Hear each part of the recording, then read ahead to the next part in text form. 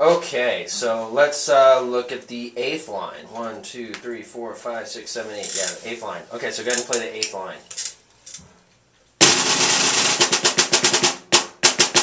That's a little quick. Yeah.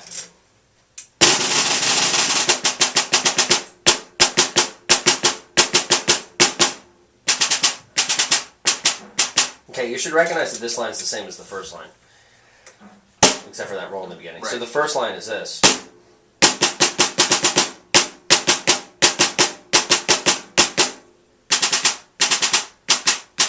Okay, and then with the roll.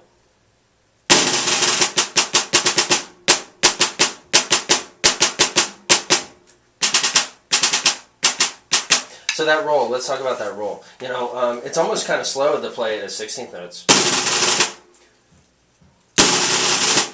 So you could double it up.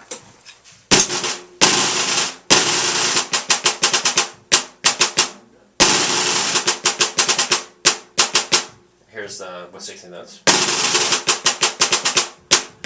So a way to make those 16th notes, if you do play the 16th note roll, just make sure you're really loose with those rolls.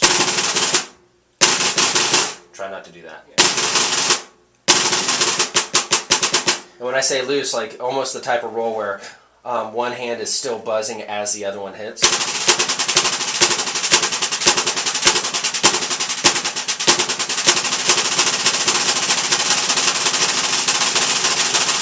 So you don't hear the beating in between like this would be. Which is what most people do. I felt like you played that pretty well. Okay, so let's look at the 9th line.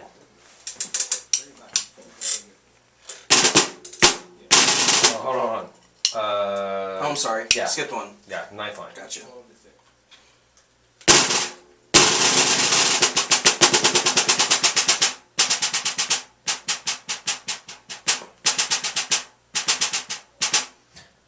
Yeah. Did the same thing. Yeah, you did. Yep. And you know, it took you a few beats to kind of settle into your tempo. Always, before you play anything, always have in your head what you want it to sound like, then play it. Don't ever feel like you're rushed to play anything. Even if you're in an audition or a competition or anything, don't stand up to the snare drum and immediately start playing. Feel free to take a breath, think about the tempo in your head. Know for sure how you want to play it before you play it.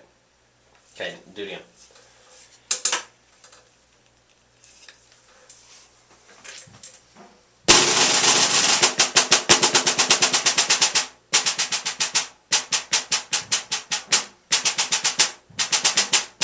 Yeah, you did the same thing again at the end there.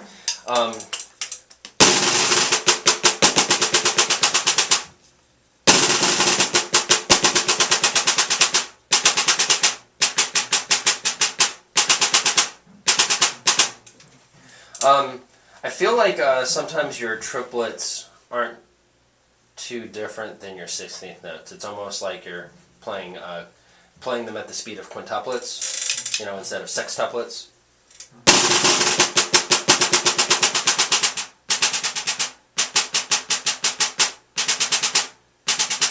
You have a lot of gear changes in here where you go from, like, you know, quarter notes and eighth notes, 16 notes, 16 note triplets, 32nd notes. I mean, you got a lot of gear changes in here. You got to make sure they sound different. Don't slur any of it. Try to be very accurate with it.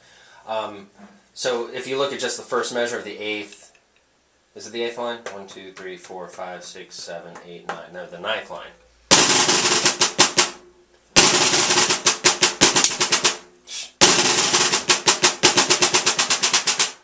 Play just that much.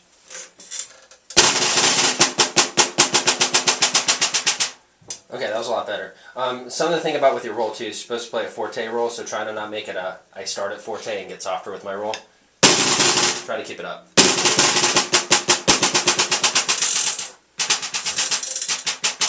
Alright, and then the last measure of that line. Try that. The whole line and last measure. Last measure of the 9th line. Ba-da-da, ba-da-da, ba-da-da, ba-da. Good. Alright, that was better. Okay, so 10th line. Second to last line. Try that.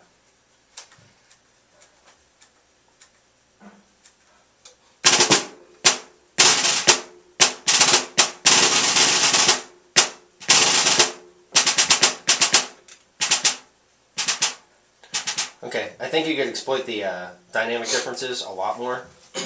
And then you did something interesting, but you fixed it. Second beat of the first measure, you played that 5-stroke roll. Yeah. As a 5-stroke roll, really slow, but because of that, it sounded kind of choppy. But then when the 5-stroke roll came up again, in the second measure, you played that like a 9-stroke roll, so you doubled the speed of it, and that sounded a lot better.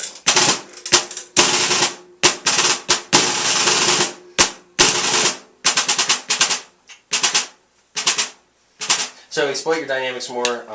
When you got slow rolls like that, you may want to speed them up to increase this, the sound quality of them. But that's about it with that one. Okay, so let's look at the last measure, or not last measure, last line.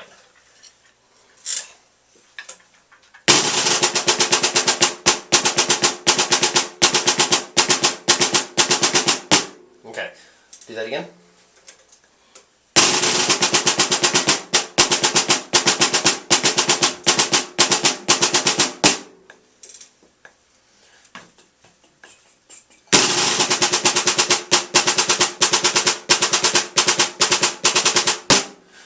Be sure that when you isolate these little things as you're practicing, that you're being consistent with the tempo that you're choosing to play it at. I think you played the last line a little slower than some of the other parts when we were working on it, so just as you practice individual stuff and you pull things out like we've been doing, try to stick within that tempo that you're trying to play it at.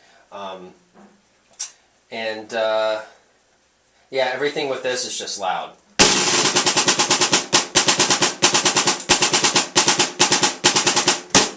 And accent at the end, of course. All right. So, yeah, we just went over everything. I gave you kind of my tidbits on my opinions on each line and each measure. Do you have any questions about any of this?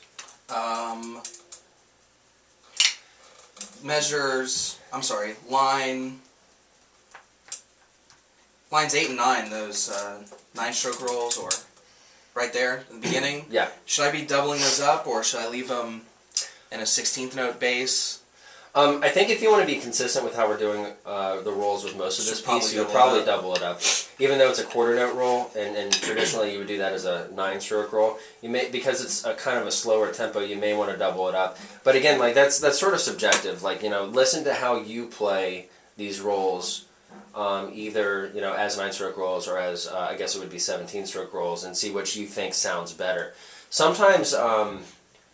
They do sound very different. Like at a slower tempo, the 9-stroke roll and the 17-stroke roll is going to sound very different when you're putting it in the space of a quarter note. So, it's not a bad idea to even like record yourself and listen to how you sound when you play it both ways, and just pick one. But when it comes time to doing an audition or a competition, and if someone asks you, why you played it that way, have an answer for them. You can say stuff like, well, I didn't play it very well as a 9-stroke roll, so I chose to do it as a 17-stroke roll, and I played it really well that way, and so that's how I play it. Yeah, that's more gray area. Yeah, and I wouldn't even call it a gray area. It's like, it's still sort of black and white, but it's just more like, if you have 4 16th notes, do you play a paradiddle, or do you play a double-stroke roll, or do you play singles? It's really just kind of a matter of context and preference and sound quality. For this kind of piece, it's a more sound quality than anything else. This is a piece that you play as a snare solo. It's not so much a performance art piece where the visual thing is as important, but if you wanted to make it a visual thing, then you would use probably more alternating sticking and tricky stuff and all that. But usually when people play solos like this, you're in a suit and a tie and you're playing it for an audition, or like a recital or something. It's not really the kind of thing that people play to impress the public at large. So interpretation's kind of a thing, and I wouldn't call it gray area. Like there's a few different interpretations you can choose from. They're not really gray. They're kind of like it's this or this or this maybe, but it's not like that there are other. Like if in these pieces, if it says play a triplet, play a triplet. Don't say, oh, I'm gonna play it more like a quintuplet because I feel it that way. Like that's not how these pieces are written. They're very specific rhythmically, very specific dynamically. You can interpret it in some ways, but for the most part, you can't really change the fact that he wants you to play very different rhythms here, and he wants you to play very different dynamics here. That's obviously what he's trying to tell you to do. That's not really gray. That's kind of black and white. Right. Anything else?